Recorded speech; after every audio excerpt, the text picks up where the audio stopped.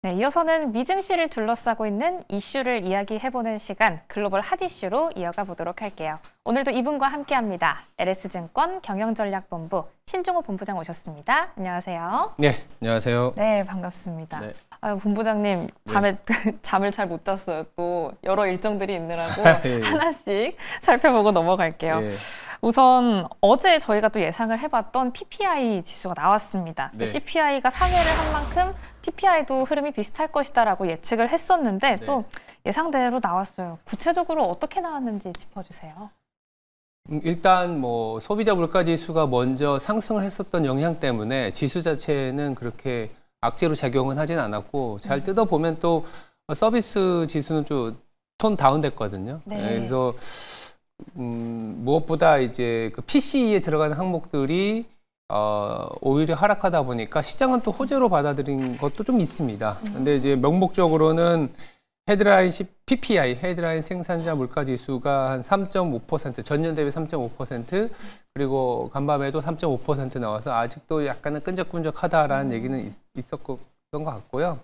핵심 물가 지수는 다소나마 전년 대비 3.7%에서 3.6%로 내려오면서 뭐라 그럴까요? 일단은 한번 물가 자체가 여전히 뭐 좀 끈적끈적하긴 하지만 그 안을 좀 들여다보니까 그래도 뭔가 여전히 좀 하락할 수 있는 특히 이 연준이 주목하고 있는 PC 물가에 들어가는 항목들은 둔화됐다라는 부분도 있었고요.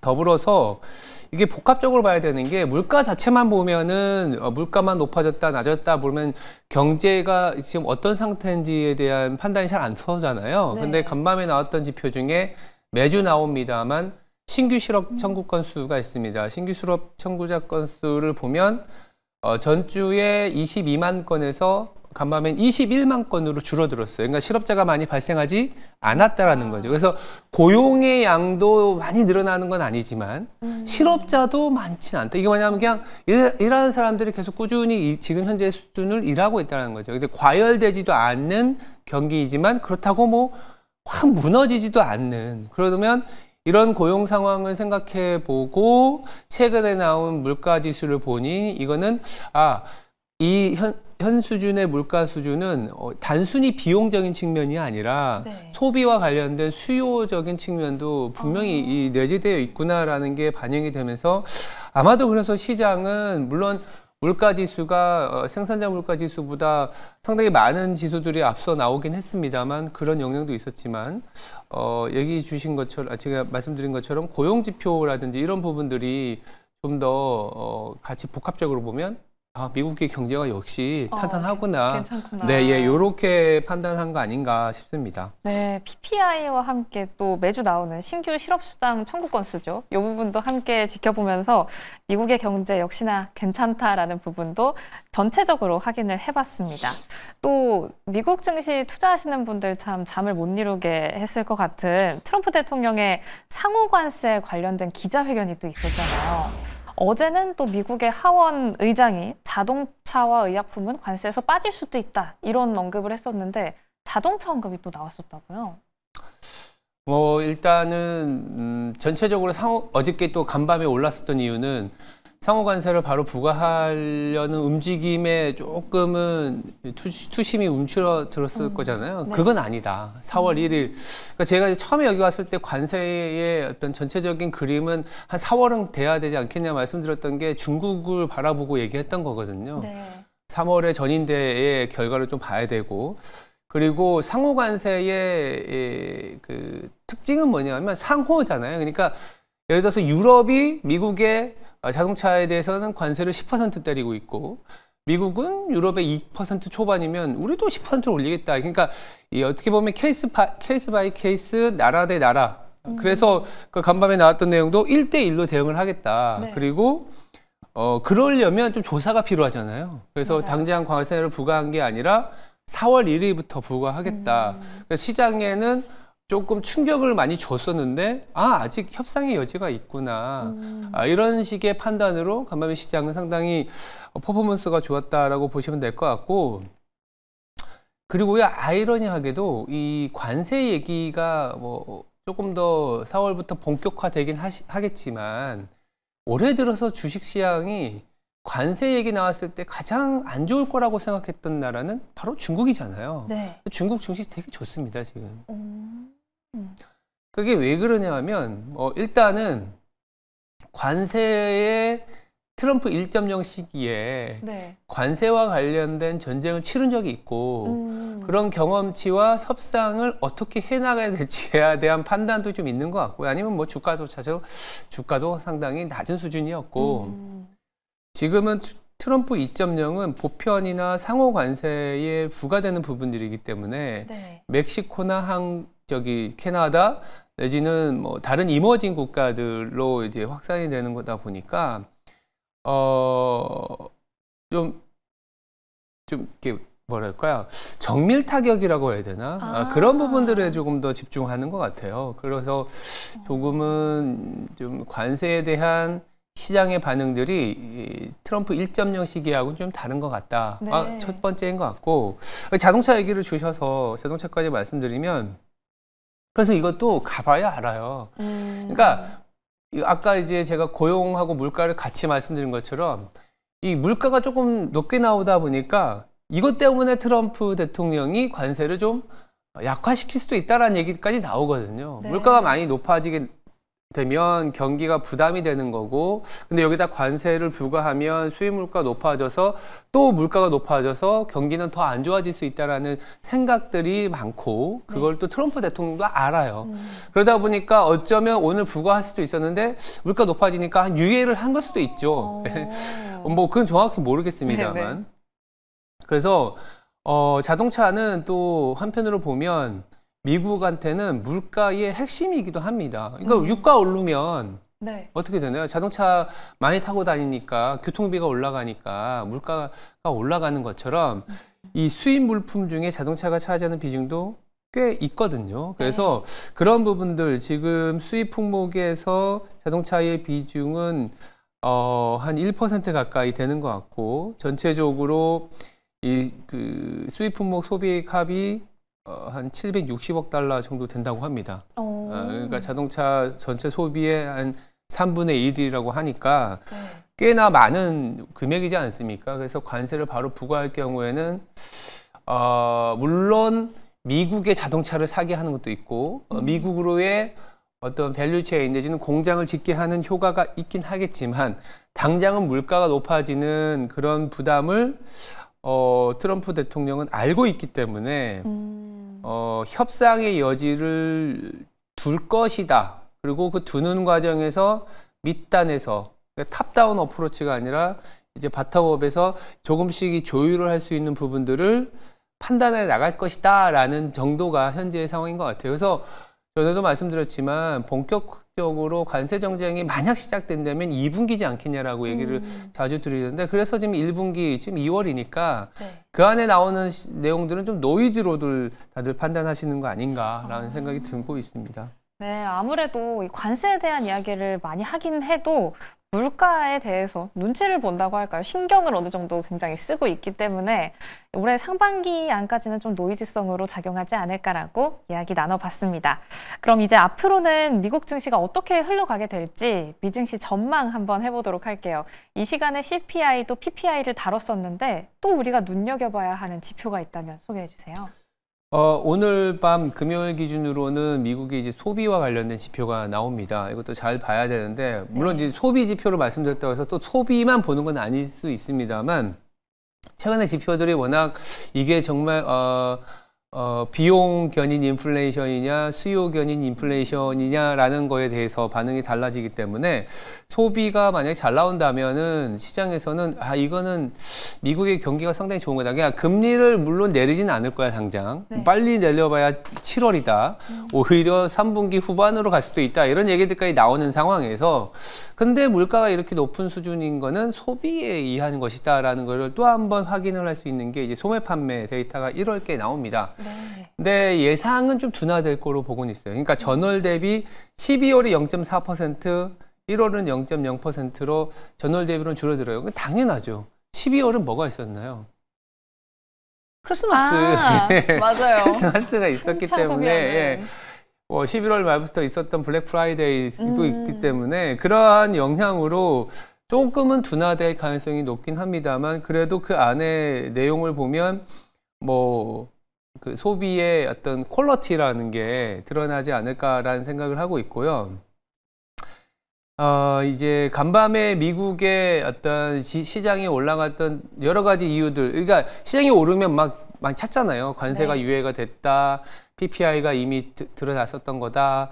그리고 또 하나는 뭐냐면 금리가 안정을 찾았거든요. 소매 판매가 나왔을 때 금리가 안정을 찾는지를 좀 봐야 되는데 간밤에 미국의 10년물이 한 4%, 그러니까 4.7%, 그러니까 죄송합니다. 4.5%로 내려왔는데 그 이유가 뭐냐면 30년물 금리에 대한 입찰이 네. 나쁘지 않았어요. 30년물이 4.9에서 한 4.7로. 그래서 만약에 이제 물가에 대한 압력으로 생각을 했으면 입찰이 부진했겠죠. 네. 부진했을 거고 그게 이제 미국의 또 10년물의 상승을 유도했을 텐데 그렇게 장기적으로 봤을 때는 그렇게 우려하지는 않는다라는 게 내재되어 있다라는 거고 이런 상황에서 제가 이게 이런 물가에 대한 것들이 걱정했던 것보다는 너무 심하진 않는구나. 높은 건 맞지만 너무 심하진 않구나.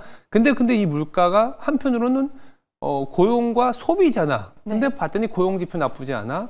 근데 오늘 저녁에 미국의 소매 판매가 물론 12월이라는 특수한 달이었기 때문에 12월보다는 낮아지겠지만 너무 급하게 빠지지도 않는다면 미국의 경제가 소비가 상당히 좋구나 이렇게 인식이 되면서 금리도 뭐 생각보다 많이 안 튈 수도 있고 시장도 좀 이제는 미국의 어떤 소비와 관련된 이슈가 제기가 되면서 미국의 소비가 좋아진다 그러면 어떤 게 좋아지냐? 거기에 갖다 파는 수출국들이 나쁘지 않을 것이다. 라는 얘기까지 나오지 않을까 싶습니다. 네, 물가와 관련해서 또 생각해 볼 수 있는 지표가 나옵니다. 소매 판매 지표 오늘 저녁에 꼭 주시를 해보셔야겠고요. 또 어제 우리 시장에서도 참 핫했는데 종전에 대한 기대감이 커지고 있어요. 뭐 트럼프 대통령이 러시아 대통령과 우크라이나 대통령과 통화를 했다. 이런 뉴스도 나오는데 관련해서 짚어주실 부분이 또 있다고요? 그러니까 물론 종전에 대한 기대감이 높아지는 것은 사실입니다만 전쟁이 종식되고 내지 휴전되는 거는 당연히 저도 바라는 바입니다만 또 한쪽으로만 보고 가는 건 아니거든요. 우크라이나의 입장도 있고. 그쵸. 그리고 때마치 오늘 이제 나토 국방장관 회의 이후에 민헨 국제 안보 회의라고 오늘 14일에 열릴 예정이에요. 네. 그러니까 민헨이게 되면 당연히 독일이고 독일이면 우리보다 시차가 늦기 때문에 우리 장중에는 나오진 않을 겁니다만 민헨 국제안보회의에서 어떤 얘기들이 나올지 여기에 JD 벤스 국무장관, 국방장관 다 참석을 하거든요. 근데 이 중요 협상 포인트가 영토 교환이기 때문에 우크라이나 입장에서는 영토를 지금 사실 뭐랄까요? 많이 뺏기고 싶지 않겠죠. 네. 그리고 또 하나 트럼프가 우크라이나 지원 대가로 히토리를 원하고 있어요. 그러면 히토리가 또 어디에 있냐면 저기 러시아 쪽에 여기서 얘기한 트럼프의 어떤 그 히토리가 많이 방대하게 있는 쪽은 러시아가 우크라이나 전쟁을 일으키면서 점령한 지역이 많이 있어서 쟁점이 될 만한 사항들이 상당히 많습니다. 기대감은 종전을 해야지, 휴전이 돼야지, 그리고 푸틴과 트럼프 대통령이談判을 할 거야라는 건 있지만 당사자도 있고 그리고 쟁점이 되는 부분들도 상당히 많기 때문에 협상의 물꼬가 트였다 정도는 맞지만 바로 협상이 된다 이건 사실은 모르는 거거든요. 그리고 또 재건까지 막 땡겨오는데 사실은 조금은 뭐 급하게 좀 인식을 하는 거 아닌가라는 생각도 들고 있습니다. 이런 이슈가 있더라도 저희는 좀 천천히 받아들일 필요가 있는 거군요. 그렇죠. 네, 준비를 하고 받아들여 보도록 하겠습니다. 그럼 또 실적 발표 기업들이 끊이지 않고 계속해서 나오고 있어요. 오늘 또 주시를 해봐야 하는 실적 발표 기업 어디가 또 있을까요? 잊혀진 기업인데 모더나라고 우리나라에서도 지금 제약바이오가 많이 잊혀졌거든요. 네. 잊혀진 이유 중에 하나는 금리가 좀 너무 높기 때문에. 간밤에 또 미국의 금리가 안정을 찾아서 제약바이오주들이 어쩌면 또 오늘 한번 눈여겨볼 수 있을 만한 어떤 섹터일 수는 있겠습니다만 좀 소외가 많이 되었었죠. 모더나뿐만이 아니라 제약바이오가. 근데 이제는 밸류에이션이 워낙 낮아져 있기 때문에 그리고 모더나라든지 이런 제약 바이오 업체들을 보면서 이 투자자들이 많이 기대하는 거는 뭔가 이제 그 M&A와 관련된 현금이 지금 많거든요. 모더나만 하더라도 3분기 현금성 자산이 뭐 76억 달러 정도 되고 네. 화이자 같은 경우에는 뭐 250억 달러나 되기 때문에 이런 M&A에 관련된 얘기들, 그 파이프라인들을 구축하기 위해서는 M&A 이런 거 많이 하거든요. 그 파이프라인에 들어가는 기술을 갖고 있는 제약 기업들, 그랬을 때 우리나라가 또 관련된 어떤 분야들 이런 식이 나올 수 있습니다.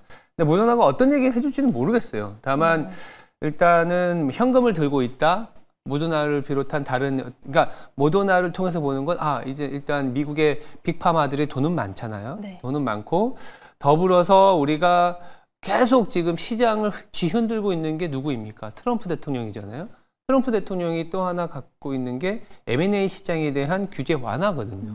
그리고 또 하나 있는 게 뭐냐면 중국을 좀 이렇게 배제하는 거잖아요. 네. 그 조선업이 왜 이렇게 우리나라에 그 핫한 업종이 됐냐면 중국을 제외하는 그 약도 마찬가지거든요. 그리고 물가를 안정시키기 위해서는 아까 자동차를 언급시켜 드렸습니다만 의약품도 상당한 수입 품목 중에 하나거든요.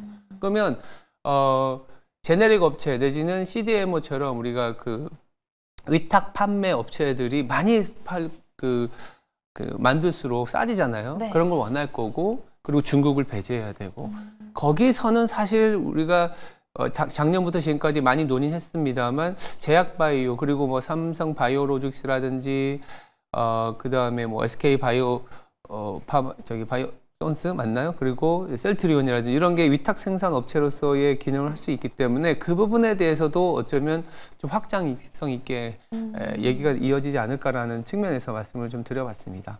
네, 모더나의 실적 발표와 관련해서도 역시나 확장해서 짚어볼 부분이 많은 것 같습니다. 그럼 이제 다가오는 우리 증시 개장 상황을 앞두고 어떤 부분을 준비해야 되는지도 한번 함께 짚어보도록 할게요. 또 어느새 이번 주 마지막 거래일인데 오늘은 또 어떤 생각을 하고 증시를 시작해봐야 할까요?